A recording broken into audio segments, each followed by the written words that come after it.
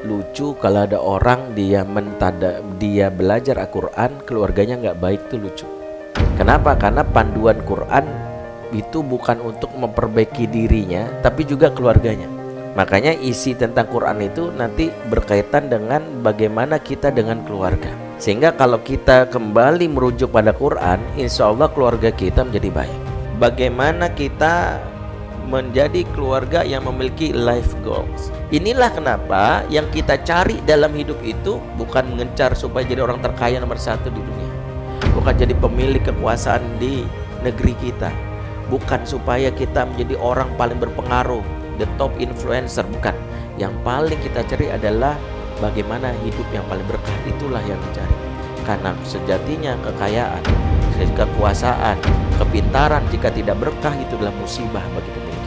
Karena harta banyak, anak banyak, umur panjang tapi gak berkah, itu musibah. Kenapa berkali-kali saya itu perasaan harta naik, popularitas naik, tapi kok gak tenang ya?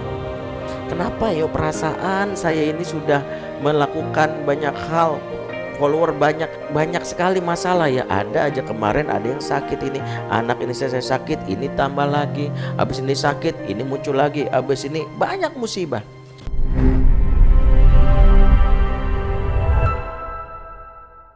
Dalam kajian musyawarah bertema keluarga, semoga Allah memberkahi kita semua yang hadir, dan semoga kita bisa masuk surga bersama-sama semuanya. Amin ya rabbal alamin. Salam cinta tak bosan buat Ananda yang hadir. Hari ini ramai sekali. Ada anak-anak kita yang juga membersamai. Di antara tugas kita itu adalah membangun kesan sebelum menyampaikan pesan. Jadi anak-anak kita ini hadir di majelis ilmu bikin dia terkesan. Karena orang tuh kalau sudah terkesan mudah menerima pesan. Ya, kalau istilah pembeli itu repeat order. Jadi anak-anak ini kalau hadir di majelis ilmu dia merasa dapat kesan, maka dia mudah menerima pesan. Ya, di antaranya repeat ordernya apa? Mamah besok kalau ada kajian lagi aku ikut ya. Ayah besok kalau ada pengajian aku ikut. Jadi nanti kalau ayahnya pergi kemana, masjid, ayah mau kemana, mau ke masjid, aku ikut. Di antara tantangan hari ini saat anak beranjak remaja, dia tidak punya memori indah akan majelis ilmu. Karena dulu waktu kecil mungkin sikap kita, bahkan juga mungkin pengurus masjid atau ustadz tidak memberi kesan, yang ada kesan buruk. Belum apa-apa udah diancam, awas. Nah, ini yang nggak boleh. Jadi Nabi SAW itu dakwahnya itu mulai dengan membangun kesan. Ada yang tahu Nabi dakwah berapa lama? 23 tahun. Catatan sejarah menyebut Nabi 23 tahun. Tapi yang benar secara jujur Nabi itu dakwanya seumur hidup. Cuman bedanya 0 sampai 40 tahun Nabi itu membangun kesan. Buah dari kesannya itu adalah branding yang disematkan masyarakat kepada baginda Nabi. Tahu brandingnya apa? Al-Amin. Al-Amin itu bukan Nabi yang memperkenalkan diri. Ujuk-ujuk perkenalkan nama saya Muhammad, panggil saya Al-Amin. Enggak ada. Nabi itu enggak pernah setiap kenalan nyebut brandingnya dia. Saya orang yang paling baik, enggak. Konsistensi akhlak, kebaikan itu yang membuat masyarakat memberikan gelar. Makanya branding itu adalah konsistensi akan kebaikan, bukan mengaku-ngaku. Nah, ketika beliau diangkat menjadi Rasul, turun risalah menyampaikan dakwah, beliau menyampaikan pesan, semua orang terkesan mudah menerimanya, kecuali yang hatinya sombong, hatinya penuh dengki. Makanya diantara yang hari ini, mengapa mari bikin kesan yang positif anak-anak di majelis ilmu, teman-teman remaja. Ya, saya termasuk yang membiarkan anak-anak tuh datang ke majelis saya. Ya, kalau dia mau tidur silakan, nggak harus diwajibkan gitu. Jangan bikin mereka tegang gitu. Nanti kau ikut kajian mama, bikin resume 2 halaman gitu. Nanti upload di Instagram mama, jangan. Tidur aja. Ya, mau jalan-jalan boleh, kadang-kadang meter nggak apa. Yang mungkin agak mengganggu kalau teriak, kalau nangis. Terus gimana Ustadz kalau teriak dan nangis? Adabnya kita orang tua yang peka, kita bawa keluar sebentar. Kalau dia sudah mulai mengganggu karena suaranya, tenang dikit, bawa ke dalam. Begitu adabnya. Kalau dia nangis lagi, bawa keluar. Repot nggak? Memang repot. Tapi buah repot itu nanti anak mendapatkan apa yang menjadi kesan dia di dalam pengajian. Ya, itulah. Ini sengaja sebagai pengantarnya untuk menyambut anak-anak kita yang hadir. Ahlan wa sahlan, ya teman-teman semua. Makasih, Ustadz senang hadirnya. Yang mau makan, kalau ada makanan diduluin anak-anak. Jangan mamanya ngetek duluan, nih risol mama gitu. Nih jatah mama nih, mama belum makan. Jangan, anaknya duluan. Ya, nanti pulang jangan lupa ucapkan terima kasih. Abang makasih ya, nemenin mama. Kakak makasih ya, nemenin papa, makasih. Nanti kalau ada kesempatan mampir, ajak beli makanan, es krim atau apapun. Dan itulah yang diajarkan seharusnya. Karena itu kita doakan anak-anak kita yang hadir kesempatan pagi hari ini. Kita doakan menjadi anak yang soleh dan soleha, menjadi pemimpin bagi orang-orang bertakwa. Rabbana hablana min azwajina wa zurriyatina qurrata a'yun waj'alna lil muttaqina imama. Amin ya rabbal alamin. Teman-teman semua, Bapak Ibu yang melakukan Allah, alhamdulillah kembali kita hadir di sesi kajian kita khusus bahas tentang keluarga. Nanti insya Allah puncaknya diinformasikan nanti sama Dini atau apa, kita ada daurah keluarga ya. Insya Allah bukan hanya saya, nanti beberapa ustadz, beberapa praktisi juga hadir. Nanti diantaranya ada Ibu Eli Risman, nanti udah confirm kalau tidak salah. Ustadz Dr. Ahmad Hatta, ya tempatnya nanti di Sentul. Nah nggak tahu nih informasinya dari ya Dini ya, mungkin nanti tanyakan. Kalau kuotanya sudah penuh mungkin tahun depan ya. Hari ini road to daurah ya, menuju daurah. Ada beberapa kajian tadabbur Quran yang sengaja saya pilih ini, yaitu ayat-ayat keluarga yang mau kita diskusikan. Jadi Quran itu membahas keluarga itu termasuk sangatlah banyak ya. Bahkan boleh jadi separoh dari pembahasan isi dalam Quran itu tentang keluarga. Sehingga lucu kalau ada orang dia belajar Al-Quran, keluarganya nggak baik, tuh lucu. Kenapa? Karena panduan Quran itu bukan untuk memperbaiki dirinya, tapi juga keluarganya. Makanya isi tentang Quran itu nanti berkaitan dengan bagaimana kita dengan keluarga. Sehingga kalau kita kembali merujuk pada Quran, insya Allah keluarga kita menjadi baik. Keluarga kita menjadi baik. Ya. Bahkan Al-Quran memuat tokoh-tokoh yang tokoh keluarga. Mulai dari kita tahu Ali Imran itu seorang laki-laki yang bukan nabi, tapi disematkan namanya sebagai nama Al-Quran, yaitu keluarga Imran. Menunjukkan keluarga memiliki porsi yang tinggi di dalam pembahasan Al-Quran. Bahkan ada satu sosok yang kita sebut namanya Luqman, sudah pernah kita bahas. Dia disematkan namanya bahkan menjadi manusia yang terkenal hingga akhir zaman, yang bukan nabi, bukan sosok yang hebat, tapi karena sebagai seorang kepala keluarga. Allah tidak menyematkan namanya dalam Al-Quran bukan karena dia orang kaya, karena dia di masa itu bukan orang kaya. Bukan karena dia punya banyak piala, karena banyak prestasi, bukan. Bukan juga karena dia seorang ilmuwan. Dia hanya lelaki biasa, bahkan sebagian mengatakan dia hanya seorang tukang kayu, sebagian lagi mengatakan bahkan seorang budak yang kulitnya hitam, tapi dimuliakan karena perannya sebagai kepala keluarga. Ya, jadi isu keluarga ini isu yang penting ya. Dan hari ini kita akan mentadaburi satu ayat, dua ayat, ayat 3 ayat yang sangat relate berkaitan dengan bagaimana kita menjadi keluarga yang memiliki life goals, tujuan hidup yang benar. Ini yang menjadi salah satu yang ingin kita perbaiki. Ayat yang kita maksud adalah surat Maryam ayat 30, 31, 32 yang hari ini kita tadabburi. Di mana ayat ini sebenarnya menceritakan tentang bagaimana sosok Nabiullah Isa alaihissalam yang membantah isu yang dialami oleh ibundanya. Ya.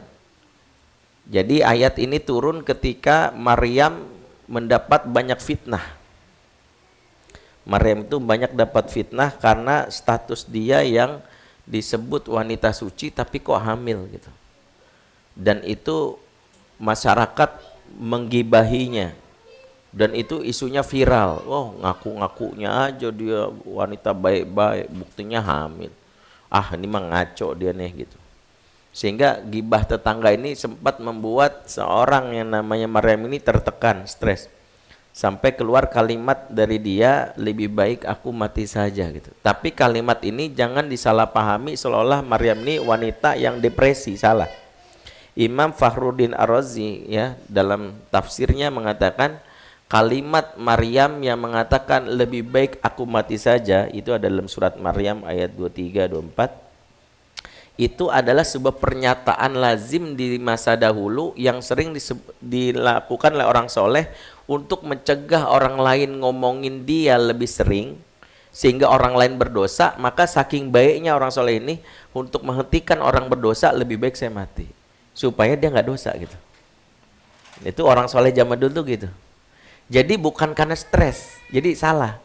Tertekan iya, manusiawi, seorang perempuan tertekan, tapi ini orang kok ngomongin saya dulu, nih dosanya banyak banget, kasihan gitu. Makanya orang soleh zaman dulu mikirnya gini, ya sudah ya Allah lebih baik aku mati saja. Kematianku mudah-mudahan menghentikan gibahnya dia sehingga dia berhenti dari dosa. Ya, ini diantara yang menjadi salah satu ya penyebab bagaimana hebatnya ya mulianya seorang Maryam. Dia mengalami tekanan. Kaumnya khususnya ya Bani Israel itu menggibahi dia. Dan Al-Quran akhirnya menceritakan bagaimana cara Allah untuk membuat gibah itu berhenti dengan sendirinya. Dan disinilah kita belajar gibah atau fitnah itu sesuatu yang nggak bisa kita tolak karena masyarakat itu lisannya nggak bisa ya kita kendalikan, tapi kadang kita harus belajar dari ayat-ayat Quran yang menceritakan bagaimana orang-orang terdahulu sering difitnah tapi akhirnya bisa mengatasi apa yang selama ini dialami. Ya.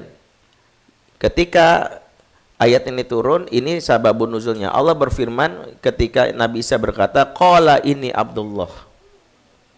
Sesungguhnya aku adalah hamba Allah. Atanil kitaba wa ja'alani nabiyan.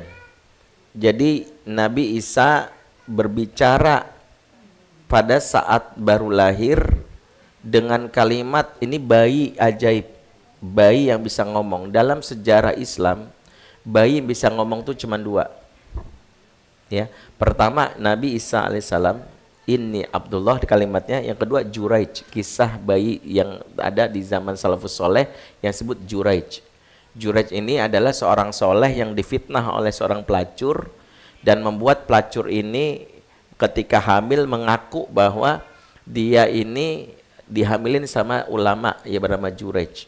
Dan bayi yang lahir ini akhirnya ngomong untuk membantah fitnah yang muncul kepada ulama soleh. Jadi dalam sejarahnya 2 bayi bisa ngomong. Kasus Nabi Isa ketika beliau mengatakan di saat baru lahir, Nabi Isa ini ngomong gini. Jadi ketika baru lahir, orang tuh pada gibahin Nabi Maryam. Oh, Maryam nih, ngaku wanita suci, tapi ternyata ya berzina juga. Ngakunya dia menumpang di masjid ibadah, tapi ternyata hamil juga. Pasti dia tidur sama laki-laki dan membuat dia hamil. Nah, Maryam tuh nggak bisa mencegah sesuatu yang viral di masyarakat. Dia mau bantah tapi orang udah beritanya kemana-mana. Maka Allah menyuruh Maryam diam saja. Dan cara Allah untuk menghentikan itu adalah mendatangkan mukjizat yang membuat masyarakat tercengang. Ketika bayi bernama Isa ini lahir, maka muncullah kalimat ini, Abdullah atanil kitaba wa ja'alani nabiyyan. Sesungguhnya aku ini hamba Allah, aku diberikan kitab yaitu Injil dan aku dijadikan nabi. Dari sinilah masyarakat tercengang, kok bayi bisa ngomong. Dari situlah masyarakat yang selama ini julid, ya juniper, julid nyinyir baper, dia langsung diam. Kenapa diam? Sebagaimana tidak mungkinnya seorang bayi itu bisa ngomong waktu lahir, demikian juga jawaban terhadap orang yang mengatakan tidak mungkinnya seorang wanita bisa hamil tanpa suami. Itu cara Allah untuk membantah bagaimana bisa seorang wanita yang nggak punya suami kok bisa hamil. Loh, bayi baru lahir aja bisa ngomong. Kalau Anda nggak percaya bayi baru lahir bisa ngomong, seharusnya Anda bisa juga percaya ketika ada wanita yang tak punya suami bisa hamil. Semua dari mana? Semua dari Allah. Maka ini adalah cara Allah untuk membereskan fitnah yang dialami setiap kita ketika kita nggak punya lagi PR terbaik. PR terbaik itu adalah Allah sendiri yang akan memperbaiki. Makanya belajar branding itu jangan sekedar ngandelin teknis. Karena fitnah itu kadang-kadang itu bukan bermuara dari sekadar masalah teknis, tapi kemuliaan dan kehinaan itu pusatnya dari Allah. Kata Allah dalam surat Ali Imran ayat 26, Qulillahumma malikal mulki tu'til mulka man tasha wa tanzi'ul mulka mimman tasha wa tu'izzu man tasha wa tudhillu man tasha. Apa kata Allah? Katakanlah Allah ini pemilik kekuasaan. Dia yang berhak memberikan atau dia mencabut kekuasaan. Dia berhak memuliakan, dia berhak menghinakan. Artinya Allah melihat situasi apapun, Allah yang punya kuasa. Ini orang kalau memang aslinya baik, siapapun yang menghinanya akan Allah jaga. Makanya kisahnya Nabi Isa ini itu adalah satu dari kisah bagaimana mentreatment orang-orang yang mulutnya nggak bisa kita cegah. Contohnya adalah ketika Nabi Musa, ini satu episode yang sama. Karena Nabi Musa dan Isa punya kaum yang sama-sama menyakiti Nabi, namanya Bani Israel. Jadi Bani Israel itu salah satu karakter Bani Israel adalah mereka suka zolim sama Nabi dan orang soleh zamannya kalau nggak sesuai dengan nafsu mereka. Makanya dalil apapun nggak penting, yang penting kalau dalilnya sesuai gue pakai, kalau nggak dinyinyirin. Nabi Isa salah satu yang dinyinyirin itu ibunya. Nabi Musa juga pernah dinyinyirin. Ini Nabi Musa itu dinyinyirin gara-gara, jadi dulu di zaman Nabi Musa, orang-orang itu terbiasa laki-laki mandi bareng. Jadi biasa di zaman Nabi Musa, laki-laki itu mandi bareng.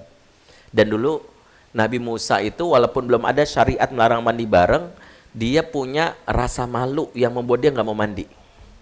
Mandi bareng sama laki-laki. Enggak. Nah, teman-temannya dia, satu kaum itu bikin fitnah. Tahu nggak Nabi Musa kenapa nggak mau mandi sama kita? Karena badannya kudisan, panoan, badannya juga dia, makanya dia busuk, banyak nanah gitu. Itu menyebar di masyarakat. Nabi Musa itu dengar, makanya turunlah firman Allah surat As-Saff ayat 4.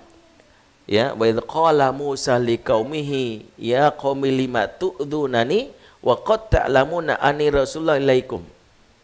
Berkata Musa kepada kaumnya, wahai Bani Israel, kenapa engkau sakiti aku padahal aku adalah didatangkan untuk kalian sebagai nabi gitu. Jadi Bani Israel itu memang senang nyakitin nabi dan termasuk senang nyakitin dai-dai di masa itu. Ya, kalau nggak sesuai dengan budaya mereka, langsung muncul fitnah tuh. Ini Nabi Musa, ini panoan, makanya dia. Maka Nabi Musa nggak membantah, tapi Allah bekerja dengan caranya. Jadi suatu hari ceritakan ketika Nabi Musa lagi mandi, pada saat itu dia melepaskan bajunya, tiba-tiba baju itu taruh di batu. Tiba-tiba batunya gerak, Allah menggerakkan. Ketika dia mau ganti baju, ketika dia mau pakai baju, bajunya lari bersama batunya, dikejar-kejar sama Nabi Musa. Ya Saubi gitu. Ini bajuku gitu. Saat Nabi Musa berkejaran itulah dia batunya melewati orang-orang yang selama ini nyinyir sama dia, sehingga badannya Nabi Musa yang tegap, paling bagus, sterek, six pack, bersih, mulus, putih, pokoknya badan yang paling disukai sama laki-laki zaman itu nampak di depan semua orang nyinyir sama dia. Semua terperangah, wih gila nih, badannya keren banget gitu. Jadi batu itu digerakkan Allah melewati muka-muka yang suka nyinyir. Jadi rumahnya semana batunya lari ke situ, dikejar-kejar sama Musa. Baju. Maksudnya Nabi Musa ngejar bajunya, tapi batu membawanya. Gara-gara itu semua orang yang selama ini gibahin dia diem, yang selama ini fitnah diem. Makanya kadang ada situasi di mana kita nggak bisa mencegah orang ngomongin kita, tapi belajarlah dari Nabi Isa dan juga Nabi Musa. Mintalah kepada Allah yang memberikan kemuliaan kepada kita, karena kemuliaan itu akan memberikan branding bagi kita, dan manusia manapun yang menghinakan gak akan bisa. Jadi itu rumusnya. Itulah kenapa jika kita nggak punya tim PR baik, nggak punya siapapun yang kita nggak punya media untuk mengklarifikasi berita-berita yang selama ini hadir, adukanlah di malam hari dengan kalimat ya Allah, sebagaimana engkau menjawab tuduhan Bani Israel kepada Nabi Musa, sebagaimana engkau menjawab tuduhan Bani Israel kepada wanita mulia yaitu Maryam, maka bantulah aku menjawab tuduhan masyarakat yang hari ini memfitnahku, dan aku nggak bisa punya kuasa untuk membantah mereka. Cukup itu, minta sama Allah.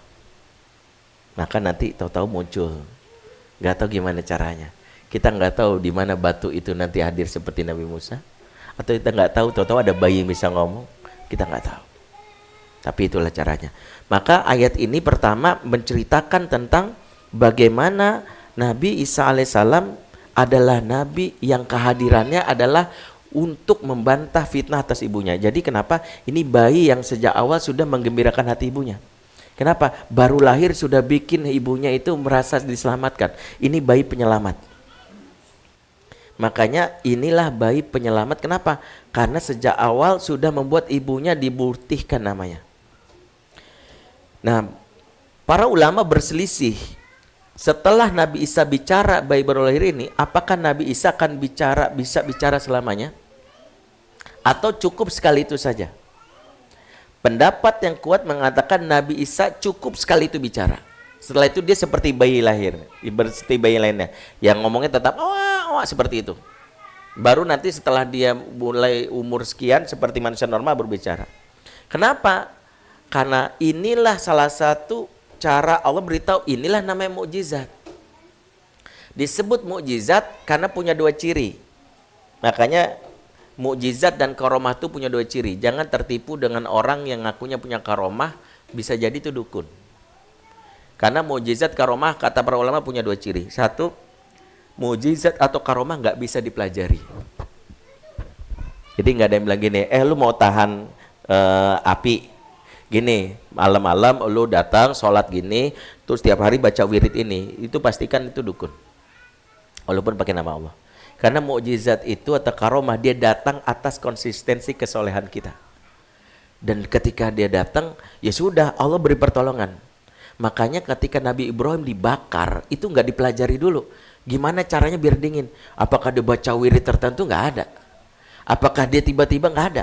Nabi Ibrahim ya dibakar ya, dia tahu-tahu ya karena dia orang soleh, dia kekasih Allah, selesai.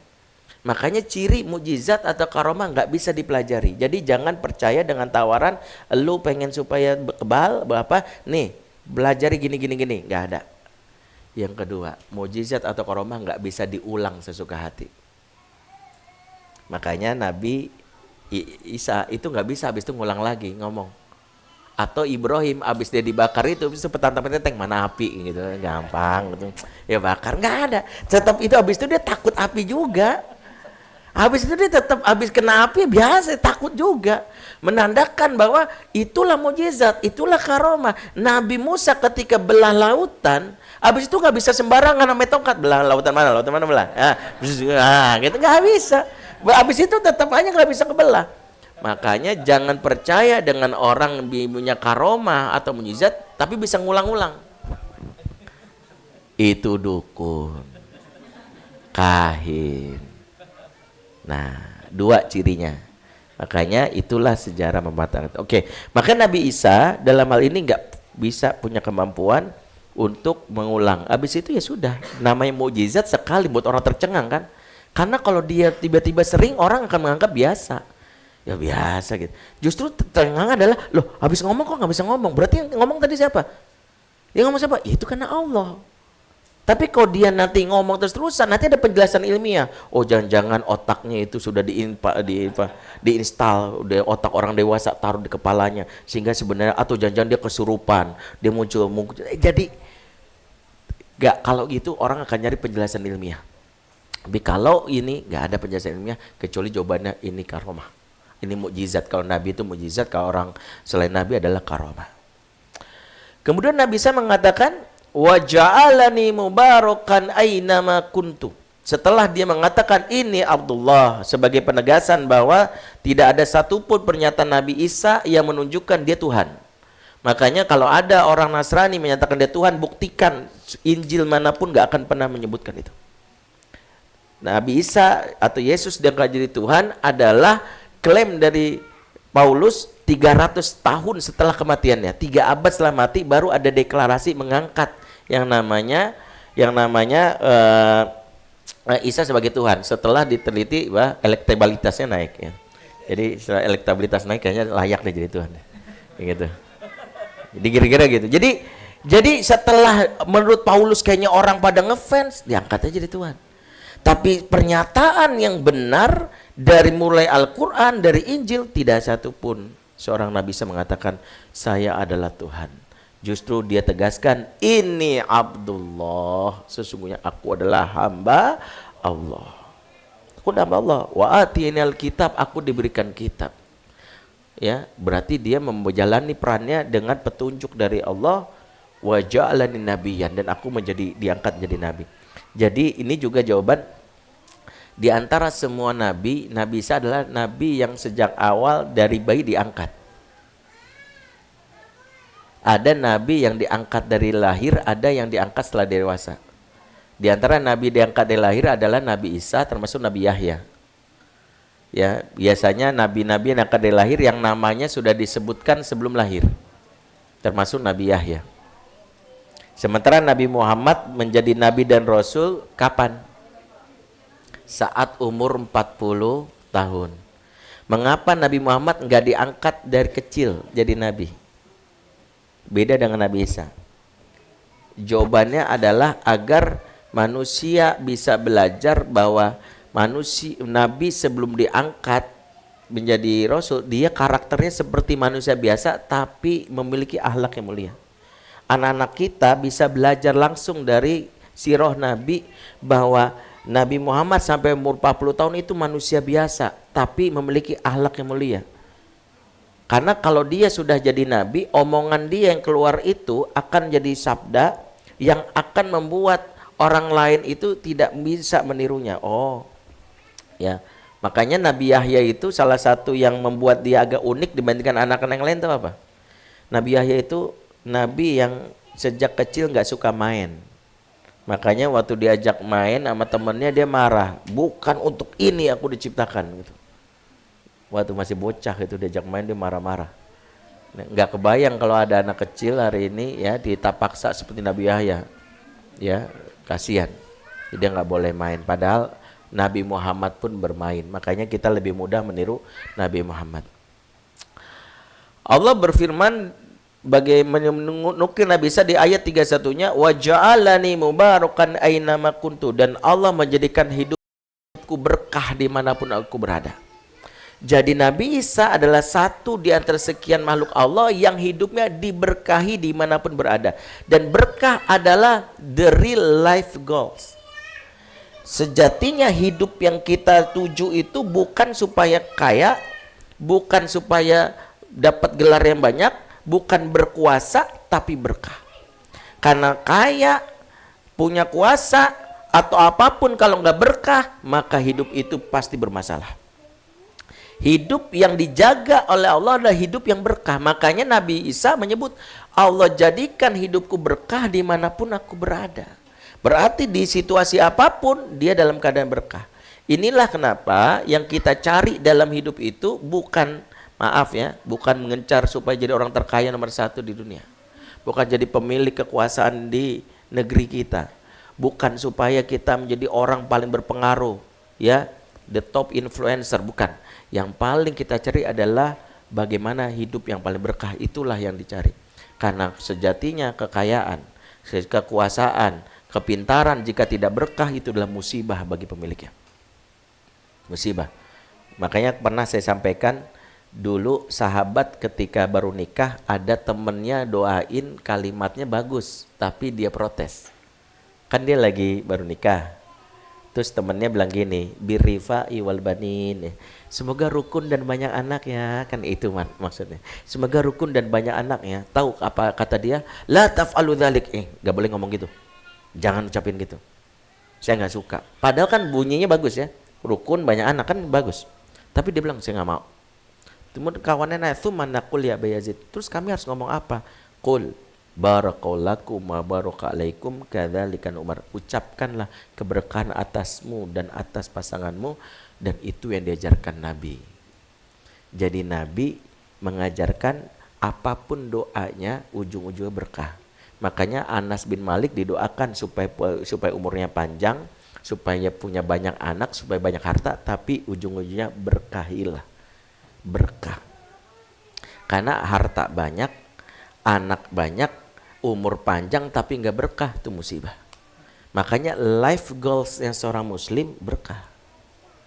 Silakan kita bisnis, silakan kita nyari karir, tapi ujungnya adalah berkah. Nah, untuk mendapatkan berkah itu ada step yang diajarkan Nabi Isa di ayat ini. Rumah tangga kita kalau pengen berkah, pelajari ini. Karena berkah yang tidak dapat di rumah itu awal musibah. Kenapa berkali-kali saya itu perasaan harta naik, popularitas naik, tapi kok nggak tenang ya? Kenapa ya perasaan saya ini sudah melakukan banyak hal, follower banyak, tapi kok ternyata banyak sekali masalah ya. Ada aja kemarin ada yang sakit ini, anak ini saya sakit, ini tambah lagi, habis ini sakit, ini muncul lagi, habis ini banyak musibah. Ketika berganti-ganti musibah sekitar kita, bisa jadi itu tanda dicabutnya berkah. Apa resep berkah pertama? Kata Nabi Isa, lanjutan ayat ini, dan inilah cara kita mencari berkah. Wa usani bis salati waz zakati ma dumtu hayya. Allah wasiatkan aku untuk salat dan zakat di sepanjang hidup. Yang pertama, jangan meremehkan pintu utama berkah, yaitu salat. Teman-teman, musibah apapun dalam rumah tangga kita atau apapun bermula dari meremehkan salat. Salat yang kita remehkan itu awal dari musibah dalam rumah tangga. Karena sholat bukan hanya tiangnya agama, tapi tiangnya rumah tangga. Sholat yang kita abaikan berpengaruh terhadap perilaku penghuninya. Makanya ketika ada orang yang sholatnya sudah mulai berantakan, selama ini salah pahamnya kita apa?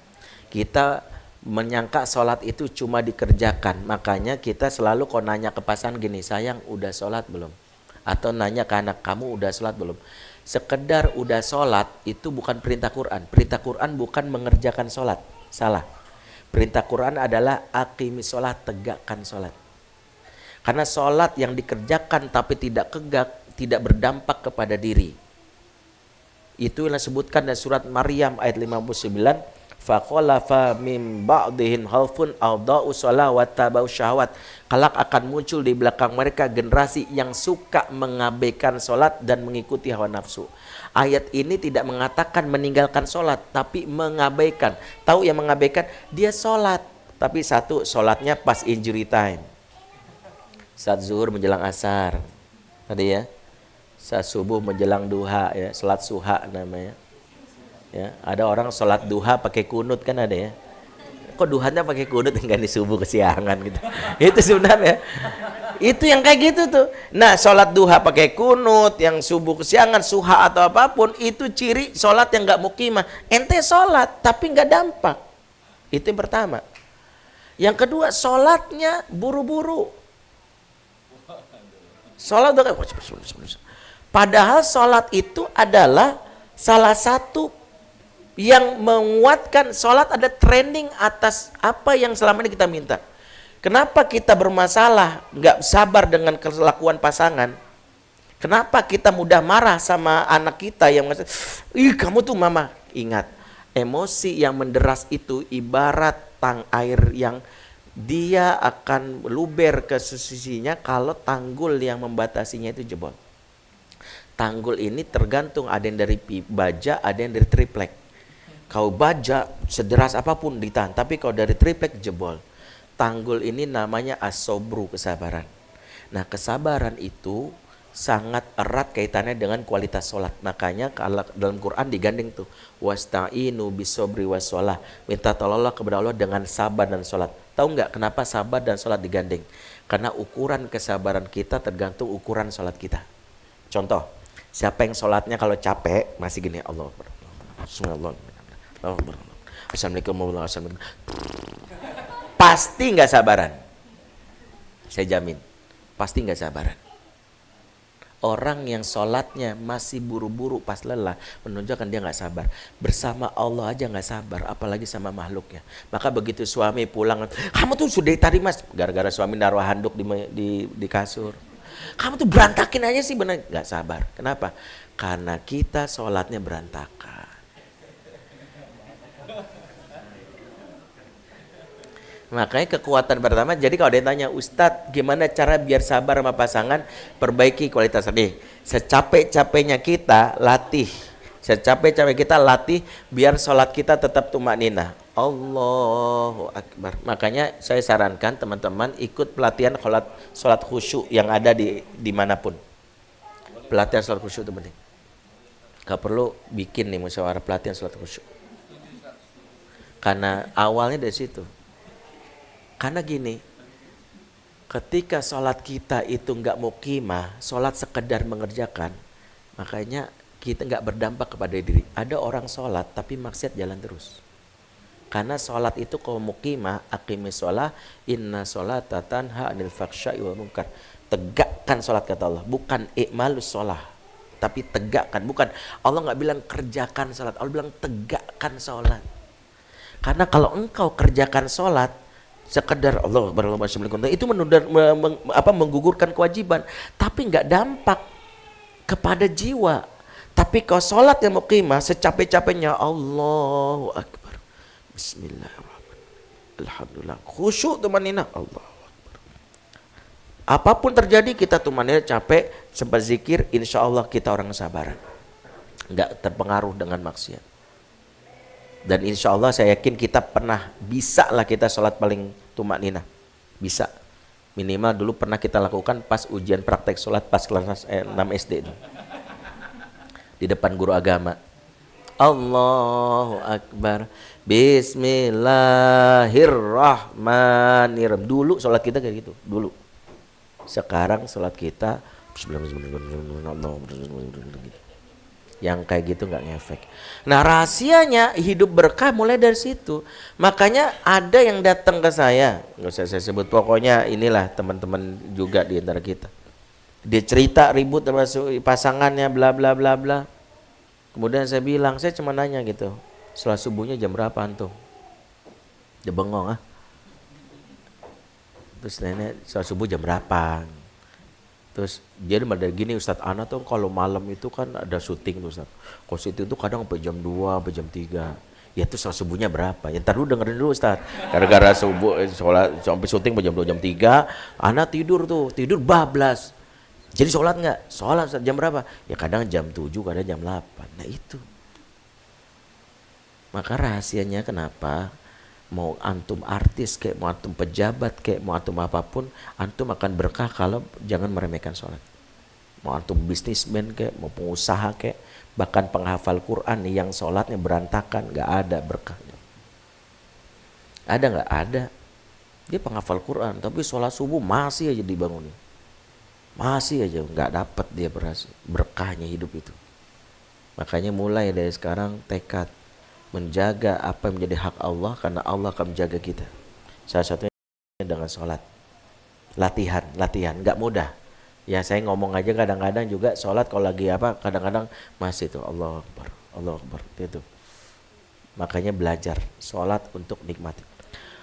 Wa asani bis sholati waz zakati madum tuhaya, dan Allah wasiatkan aku untuk sholat dan zakat sepanjang itu. Zakat ini yang disebutkan oleh Nabi Isa maknanya dua.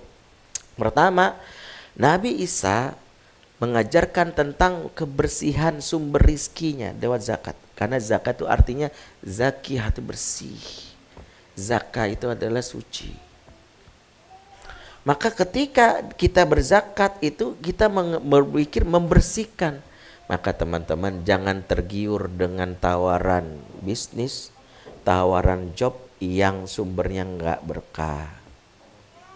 Di situ kita ditawarin sesuatu yang dapatnya besar, tapi justru mengundang murka Allah. Yang kita bawa ke rumah itu nggak berkah. Tahu kalau nggak berkah itu bawa ke rumah, maka kita memberikan makanan atau rizki kepada pasangan kita yang jadi tunggangan setan.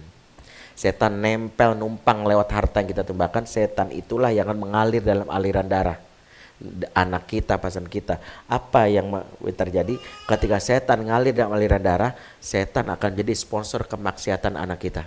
Itulah jawaban kenapa ada orang yang kok bisa ya malam-malam bangun buat dugem gitu. Padahal nggak ada panitia dugem yang bangunin. Dugem nggak ada. Kayak sahur itu kan orang bangunin ya, sahur. Kan udah dibangun sahur. Kok dia nggak ada bangunin dugem, kok bisa? Padahal nggak ada panitia yang bangunin. Kok bisa? Jawabannya karena setan menjadi sponsor membuat metabolisme tubuhnya langsung melek. Tahu-tahu nggak ngantuk aja. Sorry gue dikit lagi udah nyampe gitu. Sorry gue ketiduran sebentar, gitu nyampe gue jam berapa? Jam 2 di sini gitu. Tapi begitu duduk di majelis ilmu baru nyender tiang dikit. Kenapa sih boneng ngantuk bang? Kalau ustadz ceramah ngantuk, di masjid ngantuk, di ini ngantuk. Jawabannya sederhana, setan nggak suka. Makanya aliran darah kita dibikin supaya akhirnya setiap kalimat kebaikan dia tidur, ngantuk. Jawaban inilah yang saya sampaikan kepada orang yang bilang, saya ini sekalian anak saya di pesantren Ustadz. Sumber hartanya perisa. Ya pernah saya ceritain ya, ada seorang supir Gojek itu. Jadi waktu saya naik ojek itu dia nggak tahu kalau saya Ustadz, dia cuma tahu saya habis ngisi kajian, nanya, Pak, ya kan saya capek banget, dia nanya, pakai helm Pak, pakai masker nggak usah lah, waktu itu bukan pandemi waktu itu. Terus dia nanya sepanjang set, kan lagi capek, saya ngomong singkat aja, Bapak kerja sini Pak? Saya jawab enggak. Oh, kerja di mana Pak? Di mana-mana. Saya bilang capek kan, kata dia. Oh, Bapak banyak juga ya penghasilannya, kerja di mana-mana. Emang Bapak kerjanya apa? Ngajar. Oh, Bapak ngajar apa Pak? Ngaji. Oh, Bapak ustaz. Kok gitu saya boleh nanya nggak Pak Ustaz? Dia tadi situ udah banyak nanya kan, saya bilang. Udah tanggung, saya bilang. Nanya apa? Dia cerita deh, saya ini menginstal di handphone saya aplikasi, karena saya Gojek, aplikasi yang memudahkan supaya semua orderan GoFood larinya ke saya. Ini nggak tahu nama aplikasinya tapi ilegal. Jadi kalau ada apapun orderannya lari ke saya. Jadi nanti kalau ada yang pesen lewat saya dulu, nanti saya milih mana yang bagus buat bonus saya. Nanti saya ambil gitu. Nah, cuman bayar 100.000 Pak Ustadz. Nah 100.000 tapi bisa ngatur nanti bonusnya gede itu Pak Ustadz. Hukumnya apa Pak Ustadz? Hukumnya saya nggak jauh hukum, ambil boleh tapi tanggung resiko. Saya bilang, emang resikonya apa Pak Ustadz? Resikonya istri suka ngelawan, anak susah diatur. Tiba-tiba dia langsung berhenti, pantesan. langsung berhenti gitu. Itu di Gunung Sahari, saya ingat betul, habis dari Kemayoran Gunung Sahari itu dia lampu merah Gunung Sahari itu kan 180 detik tuh 3 menit itu. Dia sengaja pelan-pelan merah. Ya elah berhenti. Sengaja mengajak ngobrol. Saya tanya, "Kenapa, Pak?" Jadi anak saya alhamdulillah gini-gini, anak saya di pesantren, Pak Ustaz. Jadi gini Pak Ustaz, kalau sama istri masa dia dulu mau ribut itu udah nggak tahu, udah sering banget lah sampai sudah capek lah. Tapi sama anak nih Ustaz, Maksudnya, alhamdulillah gini-gini anak saya di pesantren. Kelas 1 SMP lah. Nah, 2 minggu yang lalu dia nelpon saya. Nggak ada angin, nggak ada hujan. Dia nelpon nyelekit banget ngomongnya. Nyelekit gimana? Dia bilang gini, Pak, lain kali kau ngirim uang bulanan yang halal-halal aja ya. Jangan yang haram-haram. Saya kan tersinggung. Loh kok kamu mau begitu? Iya, soalnya udah 2 minggu hafalanku nggak nambah-nambah. Kata ustadzku, kalau hafalan nggak nambah, periksa sumber rizki yang kamu peroleh. Karena Quran nggak bisa aktif di kepala yang isinya ada maksiat. Langsung bapak itu, ya Allah Ustadz, saya sadar banget Ustadz. Waduh ya Allah Ustadz gitu ya. Jadi gimana Pak? Masih itu enggak semua anis toh. Jadi jangan terima sesuatu yang kelihatannya besar tapi penyakit. Ingat, besar itu enggak tentu ya, bisa jadi itu ada penyakit di dalamnya. Sedikit tapi berkah itu kita terima. Maka nih pertama kata ketika dalam hal ini wa asana bi sholati wa zakah, maka ketika Nabi Isa memberitahu tentang zakat, dia memberitahu tentang dalam harta yang masuk dalam diriku sebagai konsumsi aku, nggak ada satupun yang kotor. Kalau pengen hidup berkah, periksa jangan ada yang kotor yang kita bawa ke rumah. Pastikan bersih. Rahasianya, kenapa Imam Bukhari bisa menjadi penghafal hadis yang ternama? Bapaknya pernah bilang gini, demi Allah tak kubiarkan Bukhari mendapatkan sesuatu yang syubhat apalagi yang haram. Syubhat aja enggak? Yang dia kira ragu-ragu. Ini sebenarnya suap apa enggak ya? Enggak lah, enggak usah lah. Daripada dia masalah, ini enggak, ini yang hak saya aja. Ini halal gitu. Gitu. Bapaknya Bukhari, makanya Bukhari jadi penghafal hadis, berkah dari ini. Kemudian zakah ini sendiri maknanya adalah Nabi Isa mengajarkan tentang kepedulian. Di antara bahwa keberkahnya hidup adalah ketika kita care sama orang terdekat. Care terhadap orang sekitar kita. Di antara kita yang maaf ya masih menahan harta padahal ada orang yang harus kita bagikan, kita nggak memberikan minimal 2,5% dari apa yang ditetapkan oleh Allah atas harta kita, maka itu penyakit, maka itu menjauhkan keberkahan. Maka ada orang yang hartanya bersih, dia saya halal Ustaz, tapi ente nggak bagi, itu musibah. Maka dalam Islam bersihnya itu adalah dari sumber yang bersih dan harus diputer, karena tubuh yang penyakitan ketika nggak ada perputaran. Percaya deh, ketika kita makan doang nggak BAB, ya pules pasti. Ya Allah sakit, bawa ke rumah sakit. Perputaran dalam tubuh kita aja itu terjadi. Darah itu harus bergerak dari arteri ke serambi, bergerak kan. Kalau ada satu berhenti aja, stroke. Siapa yang menimbun dan menahan harta karena gak mau berbagi, itu membuat stroke hidupnya dia.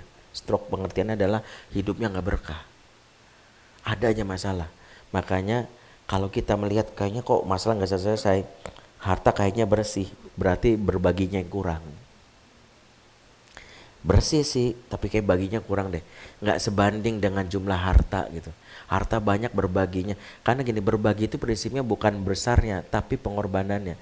Ingat, nilai uang yang kita sedekahkan 1 juta dari orang berpenghasilan 2 juta itu lebih mulia daripada yang berpenghasilan 100 miliar sedekahnya 1 juta, karena persenannya. Maka jangan meremehkan orang yang dia, Pak Ustadz saya mau kurban nih, saya kumpulin deh bertahun-tahun dapat cuman 3 juta. Ada nggak kambing yang sekian? Oh ada, yang 2 juta ada. Alhamdulillah akhirnya saya bisa kurban. Ini nilai besar daripada Allah dibandingkan kita yang harta miliaran, kurban aja masih milih yang grade paling bawah. Ada yang paling murah nggak? Yang kambing paling murah ya cacat-cacat dikit nggak apa-apa lah. Ya lalu masih kayak gini. Kalau levelnya udah miliaran, yang paling besar, yang kira-kira sapi jumbo mana? Ini aja. Nggak usah pamer-pameran, memang pengorbanannya. Jadi jangan milih paling standar, kalau Allah berikan kita yang paling besar, kenapa masih standar? Makanya jangan mengukur dengan jumlah perjuangannya. Innal izamal jaza ma'a izamil bala. Sesungguhnya besarnya pahala tergantung besarnya kesulitan. Allah berikan pahala itu kalau susah banget untuk dapetinnya. Maka seorang yang benar-benar mengupayakan berbagi, pada itu hasil dia mungkin nabung bertahun-tahun, besar insyaallah. Tapi ada orang yang besar penghasilan yang ngasihnya, ya maaf gitu, ya mungkin segitu aja, ya ikhlas tentu. Maka naikkan level zakat kita, naikkan level pemberian kita. Disitulah perputaran hidup berkahnya itu karena itu. 2. Resep hidup berkah ala Nabi Isa, sholat, zakat. Wa barram biwalidati, kata Nabi Isa, dan aku berbuat baik kepada kedua orang tuaku. Resep berkah yang ketiga, perhatikanlah wajah ibu bapak kita, karena itulah yang membuat hidup kita berkah atau enggak. Siapa yang mau ngambil keputusan tidak minta ridho bapak dan ibunya, saya pastikan apa yang dijalaninya itu enggak berkah. Ridhonya orang tua akan mengundang ridhonya Allah. Ada yang datang ke saya, Ustadz boleh nggak saya nikah dengan si fulana, saya kan laki-laki, saya kan nggak butuh wali ya Ustadz ya. Kalau begitu saya boleh nikah tanpa wali, berarti saya nggak perlu izin sama bapak ibu saya, karena bapak khususnya ibu saya nggak setuju sama saya. Sah kan nikah saya Ustadz? Sah, tapi belum tentu berkah. Makanya siapa yang dia mengambil keputusan enggak membuat ibunya bahagia, hati-hati. Ingat, ibu adalah atau bapak kita itu adalah pintu yang membuat hidup kita berkah. Sehingga siapa yang menyakiti ibu atau bapaknya dalam hidupnya dia, itulah awal kehancuran. Jangan sekali-sekali. Jangan sekali-sekali. Sehingga, tapi istri ibu saya nyebelin banget, bapak saya nyebelin. Maaf, Islam mengajarkan berbuat baik sama orang tua itu bukan balas jasa. Prinsip materialisme memang ngajarin balas jasa. Bapak baik, aku baik. Bapak jahat, kenapa aku baik? No. Prinsip Islam, bapak baik, aku baik. Bapak jahat, aku akan tetap baik. Paksain. Lah kok begitu? Allah yang katakan, wa qadha rabbuka alla ta'budu illa iyyahu wa bil walidaini ihsana. Tuhanmu telah mewajibkan agar jangan menyembah kecuali dia semata dan berbuat baik kepada orang tua. Dasarnya kewajiban. Ya udahlah bapak yang nggak bisa di ini, dia ninggalin saya dari kecil Ustadz, dia udah maafin, pahala kita di situ. Pernah saya sampaikan gini, saya berbuat baik sama ibu saya akan beda besarnya pahala dengan siapapun yang punya ibu yang buruk akhlaknya tapi tetap berbuat baik. Tahu kenapa? Karena saya berbuat baik ibu saya itu masih normal, karena ibu saya memang baik banget sama saya, jadi balas jasa gitu. Dulu mak saya ngerawat saya, makanya saya bilang, mama, mak mau apa? Mau apa? Saya beri. Tapi ada orang yang ibunya dulu ninggalin dia, sibuk dan karir dia, sibuk dan ininya nggak pernah nengok dia. Terus dia dapat hidayah ikut pengajian, dia tetap berbuat baik. Pahala orang ini lebih besar dari saya. Kenapa? Karena dia membalas perbuatan baik ibunya yang dulu nggak pernah merawat dia. Itu beda. Kalau saya karena wajar, karena ibu saya baik. Maka kalau kita diuji dengan orang tua yang gak sesuai harapan, terima takdir Allah ini, itulah pintu surga kita. Dan disitulah keberkahan kita. Jangan sekali-sekali nolak permintaan orang tua. Ya, kalau enggak dikutuk jadi bujangan. Bu, jangan. Bujangan itu gara-gara nolak mulu. Bu, jangan. Bu, jadi bujangan deh. Ya, gara-gara enggak bercandanya gitu. Pertama, permintaan orang tua itu wasilah kita untuk bisa minta sama Allah. Jadi saya itu, kalau mak saya minta, kalau saya nggak mampu, saya jadikan permintaan mak itu tawasul bil amal. Jadi tawasul bil amal itu dua caranya. Atas amal yang pernah kita lakukan di masa lalu, seperti kisah 3 orang yang terdampar di goa, menyebutkan dulu aku melakukan ya Allah, melakukan, atau akan amal yang akan kita lakukan. Misalnya gini, mak kita minta sama kita lagi uang, lagi benar-benar lagi kere nih, misalnya, nak, mama mau dong haji, kok bisa furoda. Kita mikir, ya Allah, gua aja susah, furoda gimana. Jangan sekali bilang gini, mama mikir kenapa, aku tuh lagi nggak ada uang, bla bla. Oh, dari hari itu dicabut keberkahan kita. Ada yang bilang masih gini, Ustadz, saya tuh bingung gimana cara nyadarin emak saya, mama saya ini lagi susah banget bangun karir. Bisa nggak Ustadz nasihatin mama saya, kan mama saya ikut pengajian Ustadz, supaya dia sabar, jangan nuntut mulu sama anak. Makanya saya ini karirnya belum naik-naik, kalau udah naik baru. Saya bilang, disitulah Allah nggak angkat karir antum. Ketika antum orang tua minta, justru antum cegah terus. Terus gimana Ustadz? Yang benar Allah akan muliakan karir antum kalau ketika orang minta terima. Kalau orang tua kita minta, jadikan wasilah untuk minta sama Allah gini. Ya Allah, mama saya minta furoda, sementara saya nggak punya uang, di tabungan juga nggak ada. Tapi saya pengen banget berbuat baik sama mama saya. Saya pengen mama saya bahagia. Bantulah ya Allah, bantulah ya Allah. Insya Allah. Jadi jangan pernah nolak orang tua yang minta sesuatu kecuali yang buruk-buruk. Justru kalau orang tua kita nggak minta sama kita, sedih. Kita nggak punya cara proposal ke Allah gimana. Makanya kadang-kadang saya nyindir mama saya, minta apa kayak gitu. Agar proposal ke Allah kuat gitu. Jadi biar proposal ke Allahnya kuat gitu. Ini emak nggak minta-minta gitu ya. Ya. Kalau ketika emak saya minta, maka saya bilang, ketika emak saya minta haji gitu, saya bingung. Saya juga kemarin baru sekali juga haji kan. Saya bilang gimana ya Allah, minta aja ya Allah. Akhirnya Allah buka jalan. Jadi rumus yang ketiga, hidup berkah, perhatikan wajah orang tua kita. Orang tua kita kecewa, sedih, di situ awal dari hidup yang gak berkah. Pernah ada salah seorang dari manajer di sebuah perusahaan. Dia umurnya 35 tahun. Dia belum nikah. Secara fisik saya lihat dia sebenarnya cukup menarik dan jabatannya dan akhlaknya juga menurut baik. Dia datang ke saya cuma bilang, Ustadz, saya cuma minta doa supaya saya bisa dapat jodoh.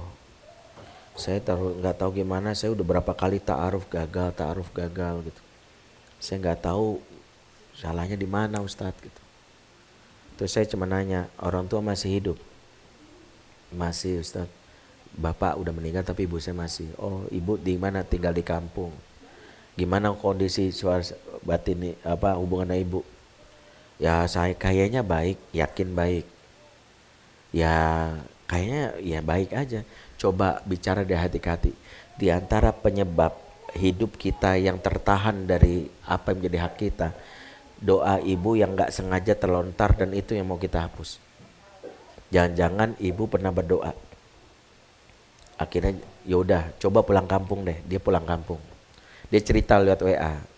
Malam pertama ketemu ibunya ngobrol ketawa ketiwi kayaknya biasa gitu. Tapi di malam yang ketiga, malam keempat dia lagi haid. Dia cerita malam-malam itu dia malam-malam bangun terjaga mau kamar mandi, ngelewati kamar ibunya yang kebuka pintunya dikit. Di situ ibunya sujud sambil nangis. Udah pakai bahasa Jawa. Ya Allah anakku ya Allah ampun, aku pernah ngomong gini ya Allah gitu. Nangis ibunya. Terus anak ini buka pintunya.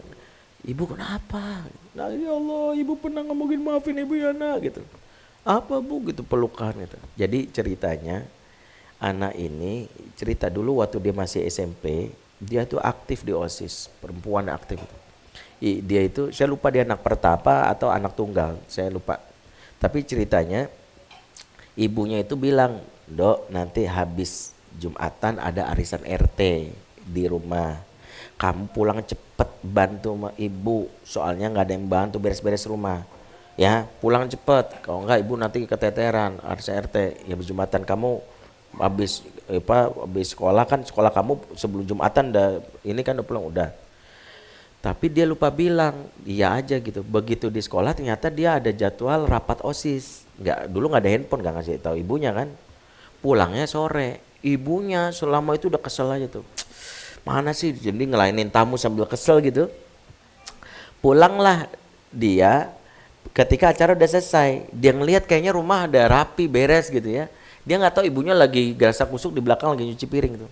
Karena dia capek, dia masuk kamar, dia malah tidur. Ibunya begitu memeriksa kamar adik dia tidur, keluarlah kalimat, kalau begini gak ada yang mau nikah sama kamu. Gak ada yang mau nikah sama kamu, males perempuan gini. Dulu ibu pernah ngomong gini dah, ibu minta ampun, ya Allah minta ampun gitu. Gak apa-apa bu, aku yang salah, aku pernah mengecewakan ibu. Saling bermaafan. Di situ dia cerita sama saya. Dan wallahi setelah kejadian itu, seminggu kemudian dia dilamar sama pemuda idamannya. Tahu pemuda idamannya teman SD dia, juara kelas yang dia dulu menanggung perasaan sama dia tapi gak berani. Gak tahu kenapa ada momen, dan momennya setelah dia berbuat baik sama ibu. Makanya ada yang datang ke saya berapa kali taruh gagal, saya bilang periksa hubunganmu sama orang tuamu. Karena saya sampai sekarang kalau bisnis saya gagal, apapun gagal, saya selalu ngelihat wajah mak saya. Jangan-jangan ada yang membuat dia kecewa. Rumah tangga berantakan, kenapa sih kita ribut mulu? Periksa orang tua kita. Orang tua kalau sudah nikah, dua. Satu orang tua kita, satu orang tua pasangan kita. Berarti mertua itu juga harus kita bahagiakan. Karena kalau dia kecewa, larinya ke pasangan kita, berantakan rumah tangga kita. Resep Nabi Isa yang ketiga, berbuat baik sama orang tua, berkah.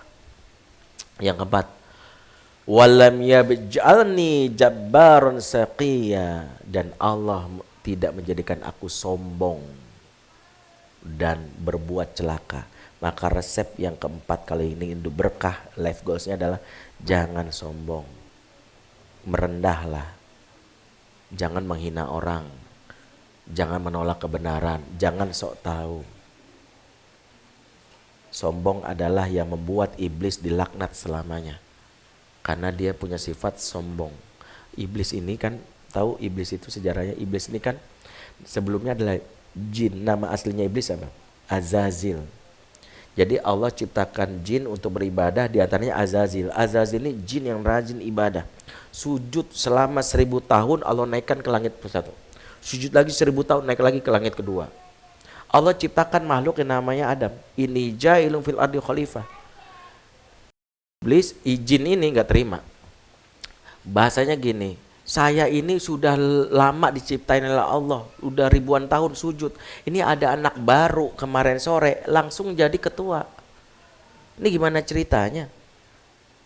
Ada anak baru langsung jadi ketua musyawarah misalnya gitu. Kok bisa? Nggak bisa, dia belum di ospek sama kita gitu. Jadi si Azal ini merasa Adam ini nggak layak, dia anak baru. Kok bisa jadi pemimpin? Saya lebih layak. Allah suruh sujud nggak mau. Makanya Allah laknat dan gantilah dan jadi iblis. Iblis itu dari kata ablasa yublisu iblisan au iblasan, artinya makhluk yang sangat kecewa dan putus asa. Jadi dia kecewa dan putus asa, kenapa bukan saya yang jadi pemimpin tapi malah Adam. Makanya disebut iblis. Iblis artinya kecewa dan putus asa. Jadi kita jangan sering-sering kecewa, kok enggak diganti nama jadi iblis. Jadi lu kecewa iblis lo gitu, jangan. Jadi kita jaga perasaan karena iblis artinya kecewa dan putus asa. Baik. Jadi dia dilaknat apa? Karena sombong. Disuruh Allah sombong. Semua makhluk yang sombong dihancurkan. Korun sombong hancur, Fir'aun sombong hancur. Jaga. Saat kita sedang di atas tetap berendahlah. Yang terakhir, jangan berbuat sakia, berbuat zolim, celaka. Kezoliman pada orang, kata-kata kita, lisan kita itu berdampak. Buru-buru minta maaf ke menyakiti orang. Buru-buru menzolim, mengambil hak orang. Punya utang, bayar. Kalau enggak zolim. Ada orang dia punya utang petantang petenteng, dia posting, dia jalan kemana-mana. Orang yang diutangin mikir, ya Allah dia nggak bayar-bayar. Ngomonglah minimal, adabnya penuhi. Bilang belum bisa bayar, cicil dulu atau apapun. Menzolimi hak orang lain itu adalah sakia, orang yang celaka, dan orang yang celaka nggak dapat berkah. Maka 5 hidup yang berkah itu life goal seorang muslim. Semoga bisa bermanfaat dan kita terapkan di keluarga kita. Kita periksa jika hari ini banyak sekali musibah, banyak sekali masalah, jangan-jangan karena nggak berkah. Kalau nggak berkah, kembalikan ke resepnya Nabi Isa. Yuk tumbuhkan lagi 5 pintu keberkahan itu. Aku lu qouli hadza fastaghfiru lakum. Wassalamualaikum warahmatullahi wabarakatuh.